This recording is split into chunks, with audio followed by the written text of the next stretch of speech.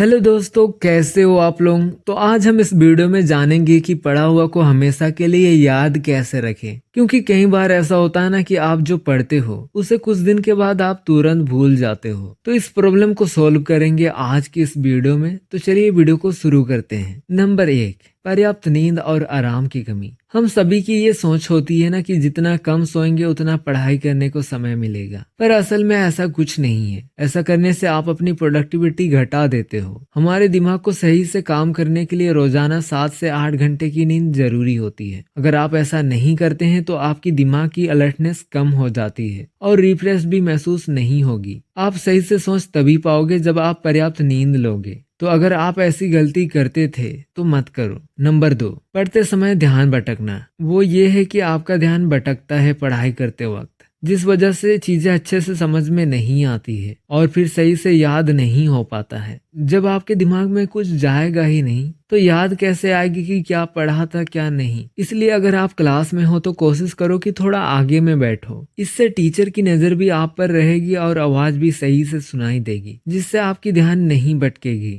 और अगर आप घर में सेल्फ स्टडी कर रहे हो तो मोबाइल को स्विच ऑफ कर दो या नोटिफिकेशन ऑफ कर दो, जिससे डिस्ट्रैक्शन कम होगी। बीच बीच में ब्रेक लेते रहो, क्योंकि ज्यादा देरी तक फोकस एक जैसा नहीं रहता है।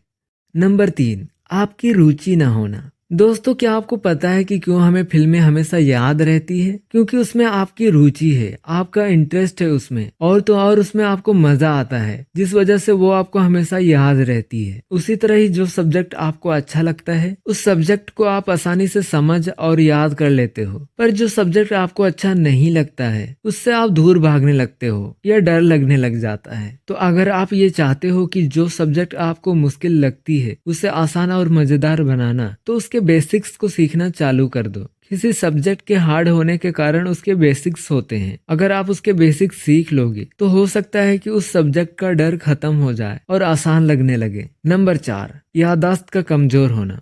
जब भी आप कोई चीज पढ़ते हो और वो आपको सही से समझ में नहीं आता है या याद नहीं होती है, तो इसके पीछे ये कारण हो सकती है कि याददाश्त का कमजोर होना, या फिर आप किसी चीज पर ज्यादा देर तक फोकस या कुछ देर के लिए भी फोकस नहीं कर पाते हो। इसके लिए यही सोल्यूशन है कि अपनी याददाश्त क्षमता बढ़ाओ और अपनी फोकस करने की क्षमता बढ़ाओ। इसके लिए आप ऐसी गेम्स खेल सकते हो जो आपको ज्यादा सोचने पर मजबूर करे, और अपनी फोकस करने की कैपेसिटी को बढ़ाने के लिए आप मेडिटेशन जैसी चीजें ट्राई कर सकते हैं।